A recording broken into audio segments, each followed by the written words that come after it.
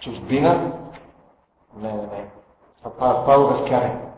Стопански факултет, Софийски университет. Софийски университет, 100%.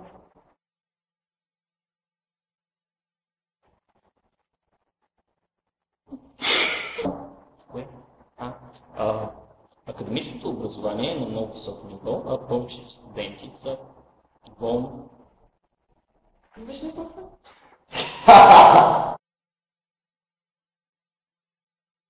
Хареса ми това, че има млади асистенти, които ми помагат, разбирам добре и съответно научаваме нещата от тях. Но ме занимава 4 години дисперсия и накрая завършвам. Чуждестранните програми вече са запълните университет. Отекчаваш ме. Служите ми се определено са повече. Човек, намираме се на 4-ти километр. Нали казваш много неща да говорим? Или добро, или нищо.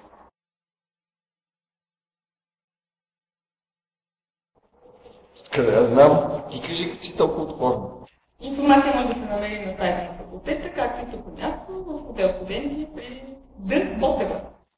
В форума на Софийския университет. Там винаги сме били някакво с много свободно време да отговарям, ако премисля.